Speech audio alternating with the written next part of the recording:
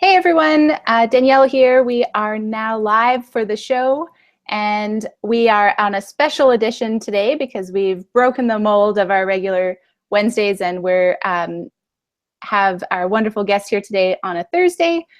Hey, why not switch things up? It's not the end of the world, and it's nice to keep things interesting. So I'm so excited today to have Tara Byrne on the show today because Tara, I have to say, you have been in this online space, in the community of Changemakers for longer than I've been around. I remember you were one of the first people that I kind of ran into on the internet and got to know. And so I'm really excited to have you here because you have so many wonderful connections and a wonderful perspective to share with Changemakers. So thanks for being on the show today. Thank you so much, Danielle, for having me. So I find it hard to believe that anyone in our circles watching this has not heard of you because I feel like there's potentially a lot of overlap between our communities, and given that we're in roughly the same age group and working online with Changemakers on the global scale, it's kind of a few similarities. But can you share a little bit about Under 30 Changemakers? And yeah, definitely. What inspired you? Like, what got you started? I would love to hear that as well. Yeah, let's start with the community because the story of inspiration wasn't actually as lighthearted, I think, as the community came to be. So Under 30 Changemakers is a community network of over 2,000 young changemakers who are carefully vetted. They're social entrepreneurs, activists, whistleblowers, artists, and we bring them in from all over the world. We have more women than men in the group. We look for people who have not only seen a problem that they want to solve, but also have maybe experienced a pain point, not only maybe theirs, but someone else's. Mm-hmm. And so they've grown up in this world where they see this suffering and they want to alleviate it in some way. So my story for starting it, I was originally inspired by the book Tribes by Seth Godin. Seth Godin's by far one of my favorite authors. And it really made me think that, at the time I was so isolated. I had chosen to do a gap year for a year, which ended up being me skipping college. Because that happens, right? Because I was looking for a college that could show me how to do cross-sector partnerships and nonprofit management, but in a way that's more moving toward the social sector, and colleges aren't there yet. So back to this story. I started it actually after getting into a dispute with my mom and stepfather, and I got kicked out of the house. And at the time, I wasn't sure if I was going to be living with my father's place. I was kind of like in this limbo of where do I belong? And I kept thinking, there has to be other people out there who are also in the same place where they feel like they don't really belong anywhere. They're, as we call, like millennial misfits who kind of didn't really fit any box. They were so many things all at once, and they never really found a community that really got them. And I wanted to start that community, and I needed that for myself. It wasn't just something, I hope I can give to other people. It was almost selfish in a way because I really, really wanted that. That's really interesting because that's exactly why I started the Sedge as well. It was kind of this searching for a community, finding a place to belong where other people were on the same page, so to speak. Like, I'm all about diversity, but at a certain point, you just need to connect with people who are on the same page in terms of values or stage of life, or, you need that tribe. I mean, Seth probably says it best, right? In terms of that community. So I started it out of a desire to build that support system for yourself as well and connect with people. Yeah, and we started out as just a support group. So now we've done almost 70 different support groups, which are an hour-long conversation, and they're private Google Hangouts where people can just hop on and talk about, our last topic was on identity. But we've talked about things like self-awareness. We also talk about difficult topics like depression and anxiety. We try to be as transparent as possible in those groups, and they are very private and confidential. And sometimes we'll bring in trained therapists and facilitators. Like at our last summit, we had a trained therapist on board because all of our programming for any event has that mental and emotional health aspect to it. I personally really prioritize that over professional development because I feel like so much of entrepreneurship is a mental game, and it really does depend on what you're thinking, and that's affecting how you're behaving and how you're connecting with other people. That's why it's prioritized. Yeah, I think that's really special that you come at it from that lens. It's not like you're excluding the other pieces in terms of skills development and networking and that the, I guess, less intense community aspects. But in terms of, yeah, I totally agree. Like the way your mindset and the way you approach your work as an entrepreneur, especially as a change maker, right, is so important because it's so actually that brings me to, from your mindset or perspective, what do you think has really, do you have a way of thinking about this work that is different from what you see other people doing? Like, do you have kind of an angle or a way you approach things that you think is a bit unique or, Tara style? When I started, I hadn't found other organizations that were as value-based as we were. But since starting it, I have found other organizations like Misfit Foundation and others, communities that are like ours. But something that I think really stood out to me as an organization is our number one value when we started was put people first. If something's going wrong, make sure you prioritize the people you love around you and make sure that they are okay. That actually was put to the test at our last summit. We had someone have a health issue, and someone came up to me in the middle of the conference, someone on the volunteer leadership team, and stopped me and said, "Tara, we have to prioritize this because we put people first." Wow. And it was a really amazing experience because it was, it was my own value being parroted back to me. It had actually sunk in. I think another thing we probably do differently is our story is a little bit more intense, like you said. I don't see a lot of organizations touching subjects like shame and identity and emotional processing. I don't think that that's actually seen as something that's useful. To me, emotional processing is actually something you can use in your favor. It's not something that's getting in your way, especially to social entrepreneurship where you're actually dealing with, injustice and oppression. And these are not fun subjects to talk about, but I feel like it's very important for the new generation of social entrepreneurs to start, taking care of themselves before they're stepping into a situation that is unbelievable. So 100%.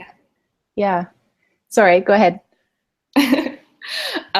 I just finished reading this book that I was just thinking of, The Blue Sweater, and some of her anecdotes. So Jacqueline Novogratz is the CEO of Acumen Fund.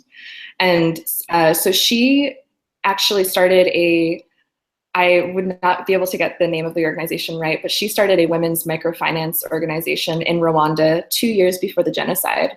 And then she went back there, and people on her leadership team had actually committed crimes of genocide.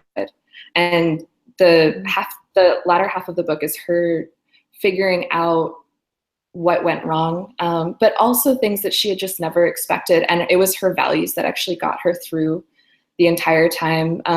It was not just, other people's values. You can't control the other people around you. You can model as much as possible to the moralistic way of life that she had chosen to live, that kept her out of making. Wow. Yeah, that's powerful stuff. So, so I think you touch on some really interesting points in your approach to the community building that you've been doing, in terms of people first and really not hiding or ignoring your emotions, because, like you said, that you deal with some tough issues as a social entrepreneur. So, being self-aware and Mm-hmm. proactive in taking care of yourself, which I think is really important. So for the people that have engaged in your support groups, or people you've talked with, or sorry, sessions, I should say, or just people in your community, what's their reaction been like? Is there a pent up demand for this conversation, like to hold the space for that type Mm-hmm. of conversation, or where are Yeah. people at? Yeah, so we're at a point where we really need to start training more facilitators for companies, because so when I moved to Palo Alto more than a year ago, and I lived there for over a year, the companies and the people within big organizations like Google and Facebook all really had a need for trained facilitators, and they were starting to hire them.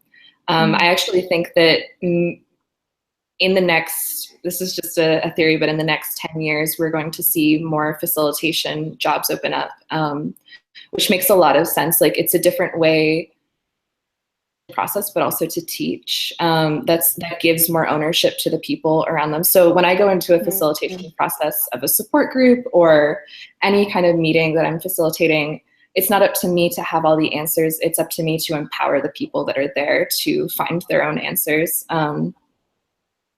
And I think it's an amazing approach, personally, to emotional development. I think you can actually just offer any of the knowledge and expertise you may have, but the chances are the people there actually have just as much, if not more, experience with it.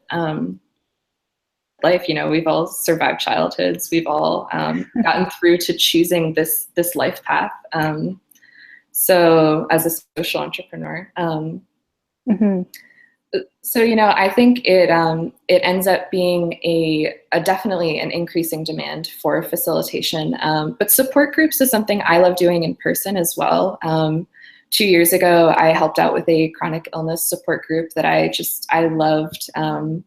Helping people in the moment kind of share what they felt like they couldn't share with anyone else, and to actually have a group of people where their walls could come down and you could see how they were feeling most of the time, where every other moment of their life they just had this mask on. It's really special to me personally. Yeah, definitely. There is something different about being in person, right? I mean, you and I both do a lot online, but of course, you can't deny that being in the same room, you can feel each other's energy, and you can sense, what's going on a little bit easier. I would think. And you don't have to deal with delays on video chats. So speaking of in person, so I'd love for you to share more about the summit that's coming up, Yeah. because you guys have done one and you have another one coming in September, right? And so Yes. what's that all about? Oh man, that's all my work right now is the summit. So it's going to be September 7th to 11th, so full 5 days, but 3 days as a full conference from the 8th to the 10th. And we'll be hosting it in New York City. It's where I'm originally from, New York. I'm just thrilled that everyone voted on that particular location. So we are doing things a little bit differently this year. Every other conference I go to, I hate and love the speakers. I love listening to people's stories, but I feel like if I threw a rock in the under 30 Changemakers group, I would find a speaker because everyone has some sort of professional speaking background. So this year we're going to be doing it with an unconference style. So with nice. that, Love those. yeah. Me too. So it gives everyone a chance to work on discussing and making action plans on topics that they care about. We're going to be doing that around a few different topics. One of them is going to be the sector that people are working in. Another one is going to be the cause. The sector one on conference is going to be, we're going to be bringing in experts and advisors for feedback. So if people have a project that they're working on, get some sort of advisory board, hopefully together, to move forward on that project and have some support. So the causes I'm really excited about. So we're actually carefully planning this right near the UN Foundation's General Assembly. So we'll have people at our conference who are going to be speaking at the UN Foundation, but I really wanted to get a unconference going around different sustainable development goals. There, I think, are about like 25 or 26 of them. And so everyone would go based on their cause, their topic, on how they're actually moving that sustainable development goal forward. There are different mile markers on that for each year up until I think 2020. So measuring progress is something we're also going to be talking about. You know, how do you measure your current impact? And then also, how are you measuring your positive and negative impact? So yeah, and then after that, so we have classes in the morning that are based on our Changemaker University curriculum, which is communication, business development. We're doing it a little differently this year, art and design and STEM.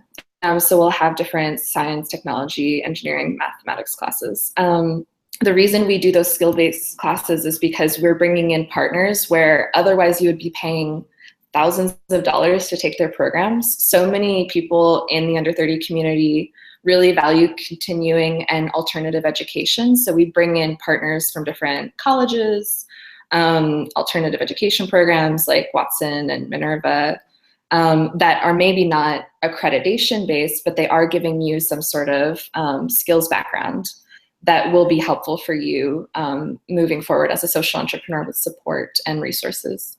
And then after that, we run into the intense stuff, which is our Connect workshops. Yeah. So like you said, we don't all do, you know, support groups. That would be intense. Intense, yeah. So we do Connect workshops based around things, hot topics like identity and self-awareness. And I think this year we're going to be doing some things on oppression and privilege, which is going to be very interesting. Yeah. We're trying to bring in as many countries to represent at the Changemakers Summit as possible. Like, we're aiming for around 60 countries. So we're hoping for a pretty international crowd. So those will all be very interesting to talk about.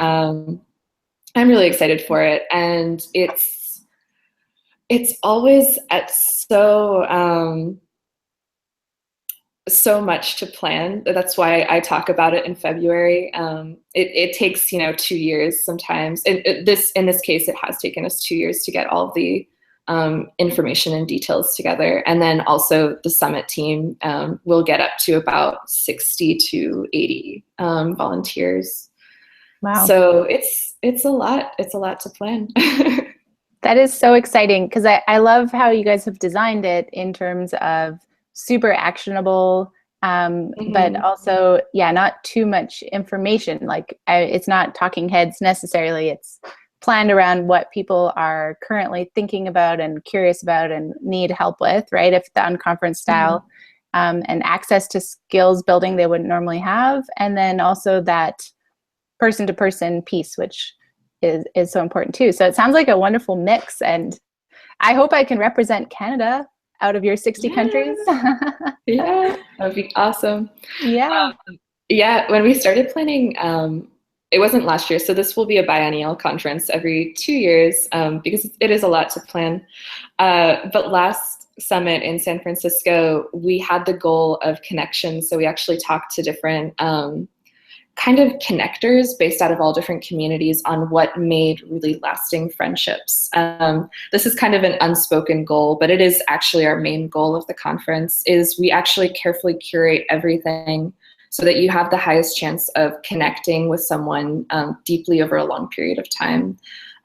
When I first started Under 30 Changemakers, it was actually out of a group of people I had met from a conference, and they are still my lifelong best friends, and I couldn't imagine, living life without them in it now. So I hope that that's what we can provide for people, at least one really strong, long-lasting friendship.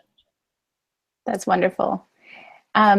I have to ask, so because now, I turned 30 last May, so I'm going to be Hmm. 31 next May. Hmm. For people new to your world, is over 30 okay? Can we still hang out? Yes, yes, over 30 is perfectly okay. So when we do applications, it's the only time when we check age. I will say the reason why we do that is because when I started under 30, I had just turned 18. So Mhm. I was very young, and I had been in a under 20 community, and I was like, you know what, that's not enough time. Yeah.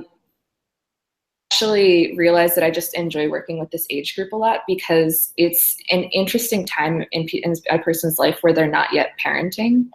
Like, we do have people in the group who are parenting, and obviously that is not a bad thing whatsoever. I think what my I'm always really curious to talk to my friends, though, about what they want and how they want to raise their families, because we're soon going to be raising the next generation. Hmm. So I bring up that topic every now and then to think, how are we going to be doing that? Are we going to be doing that positively, consciously? Are we still going to be tackling the issues that we're tackling now? Or is that, going to go on the back burner? Because there's still going to be really big issues like climate change and trafficking. So yeah. Yeah. That part is actually so fascinating because if you think of how fast, obviously it's exponential now, how fast things are evolving and changing because of Mhm. technology and connection between people from around the world. And if I just think back 10 years, right, when I was 20, and Mhm. how drastically everything has changed. And then, so to think of, Yeah. my kids in whenever they Mhm. are born, uh, and they're 30 or 20, like that's going to be huge amounts of change. So, yeah, Yeah. that's a really interesting topic. Yeah, and I've personally, struggled with, do we rename and do we rebrand? At the time that I started it, I was learning about marketing demographics, mostly because of Seth Godin's book. Yeah. Most of his books are about marketing, and I was so obsessed with learning everything I could about marketing. And under 30 Changemakers is actually a perfect demographic marker for the age and then what people are interested in doing. So I probably won't change it, although I still get, pretty frequent backlash from a lot of people saying you're being ageist. And but we actually do have really young people in the group. Some people don't know that our youngest member, I think, is 11. Oh, wow. And then we Cool. have some 12 and 13-year-olds as well. So I still want everyone to have a space for themselves. I still love working with young people. Yeah, no, that's great. I mean, it's I personally feel like I'm enough on the cusp that I can still engage, of course, but it's not the end of the world for groups to split off or grow or evolve in I've been different thinking ways, about right? that. So, Yeah. yeah. Yeah, we have actually a subsect of people. The reason I haven't pulled the trigger is because it's a lot of time and work to Yeah. pull the trigger on just a Changemakers group. But that would include all of our partners and mentors and advisors in one place, plus the people who have Graduated. graduated out of the community or aged out. But that would actually technically be a higher value community than what we have. I don't know if that's true, but a lot more experience and expertise there that Mhm. could then contribute back to the under 30 community. But I'm not ready to pull the trigger on that yet. I think it would actually take a lot of effort, and is watching this and is interested in helping with that, please let me know. Yeah, sounds good. You got Mhm. to, I think, with communities, obviously be open to evolving as, not to say you need Right. to evolve, but yeah, you don't need to rush those decisions either because I think the solution can naturally emerge over time, right? So, Right. yeah. People probably don't know that we have about a dozen sub communities in the group. We have Changemaker chapters, which are development organizations that are completely separate, and everyone in the group runs, like it's all run by different people besides me. So at the Changemaker Media, Changemaker freelancing, like someone else is starting a coaching and facilitation one. So people are more than welcome and empowered to start their own communities. And I'm happy to help them grow them. It's a lot of work. You know, you have to moderate, you have to carefully curate what you're putting out, and also be mindful of the messages that you're sharing. Because, you know, we're under 30, a lot of people here are very young. I'm and I want to make sure that we're not influencing in a negative way. Mm-hmm. That's great. You are such a great steward. And I have to say, when I first came across the group and filled in the little form, I was like, oh, this is so cool. Another community that I can plug into. And you were amazing because you reached out right away and said like, hey, thanks for submitting. And then you were so open to have a little chat and get to know me, and it felt very welcoming. So I think that type of approach goes a long way too. So thank you for that. That shows a lot of what kind of person you are, and again, where your values are, kind of walking the talk. So that's always cool. Thank you. So we're getting close-ish to half an hour, but I wanted to ask you two more questions. Yeah. One is just curious, what is one of the best investments you've made in yourself? And it doesn't have to be financial, either yourself or supporting your work with under 30. You know, what's something that you think back on and go, man, that was really good. I'm so glad I did that. Well, two things come to mind, but the first thing that popped into my head was books. I read a lot. Like I won't give my full email, but my email is bookworm, and I have just from a very young age have always read, and I write a lot, and I love reading different books on different subjects. And the second one was actually a retreat I went to that actually changed how under 30, like the demographic of Changemakers.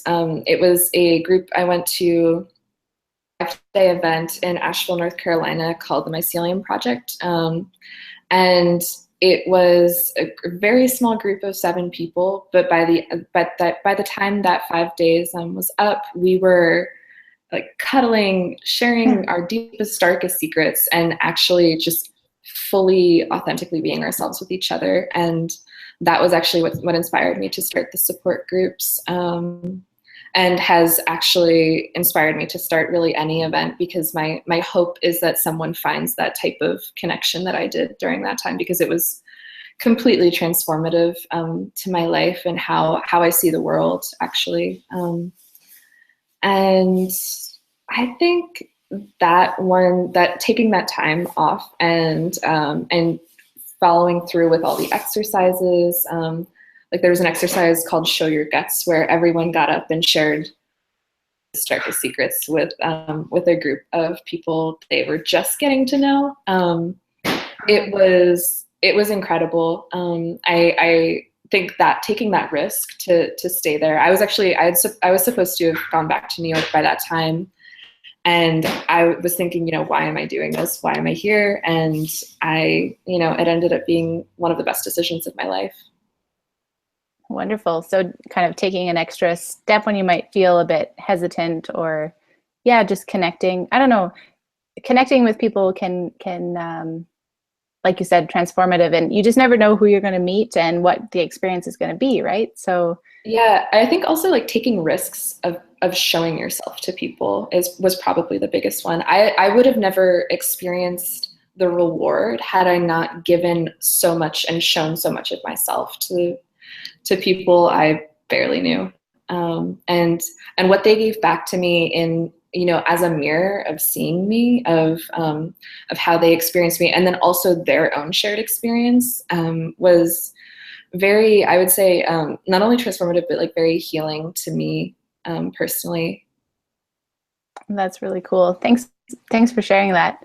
And it's neat how your own experiences inspire what you decide spend time and effort on creating or stewarding for other people, like the summit, and the community, is all born from a place of really seeing the need in yourself and in others and just going for it, right? So final question. What's your advice for a change maker, let's say a young change maker or social entrepreneur just getting started or encountering roadblocks or kind of challenges? What would you tell them? Something that I've been telling myself a lot is you can't steer a parked car. Like, you just have to start and just go for it, no matter where you are, no matter with what you have. I think it's easy to think that you don't have the resources already available to you, but you do. Like, you have, if you're on here, you have the internet. You have an ability to literally reach out to anyone in the world and ask them for their help or support. You have an ability to sell almost anything that you can think of. I think that the limitations and why we are personally a mental support group is because it's getting over yourself. Totally. We personally put up so many obstacles to what we can and cannot do, and it's ultimately just going for it and seeing how it works out. Because no matter what you can dream up, you can achieve. And I really do believe that that's possible. And there are people out there right now that want to help you, so let them help you. Yeah, that's so good. And can't steer a parked car. I haven't heard that before, but that is a perfect metaphor for that idea of just like, let yourself go for it. And that's when you can really move things, even if you don't feel ready, right? So that's great. Thank you for sharing that. So, question, because I feel like you're going to have a really great answer for this. How do you hope people will remember you after you're gone? What kind of legacy? Thing I've thought about a lot. I hope that I inspire people to continue my work. That's actually personally what I hope for, because I feel like it can go so much further with so many people involved. I feel like we need to keep fostering spaces of emotional safety for people who are young and entering into what I think is some of the hardest jobs in the world, social enterprise, and people coming at it from all different types of sectors, but bringing in so many different perspectives, and then opening a civil dialogue around how do we make the world a better place for ourselves, for each other, for our future children. I hope actually I'm remembered for starting that, and hopefully it continues. Yeah. I really do hope that people continue to hold authentic, open space for each other. That's great. Well, I think things like the summit and the groups and all the events that you help run and that your team runs, like you said, can help create those connections and continuing the work when people don't feel alone either. So yeah, I love the work that you do. So thank you so much, Danielle. And one last thing, how can people get in touch with you? I mean, we've been blabbing about it a lot, Under 30 Changemakers Facebook group, but where else? You can email u30change@gmail.com. It's just u30change@gmail.com. You can also reach out to me on Facebook. Sometimes people message me and they're like, "Oh, I'm not sure if I can message you or bother you." I'm perfectly okay with talking to people. If you have a question, just let me know. Fabulous. Thank you so much for chatting. It was worth all of the rescheduling that we encountered. But we had a few hiccups getting together, but I'm so glad that we did and that we finally talked. Thank you so much. And we'll stay in touch, obviously. And I hope that I see you in person and meet you in person finally in New York. I'm putting it in my brain and on paper. So I'll see if I can make it happen. Awesome. Thank you so much, Danielle. Thanks, Tara. If you want to stay on the line, I'm just going to stop our live broadcast here. Okay. Bye, everybody.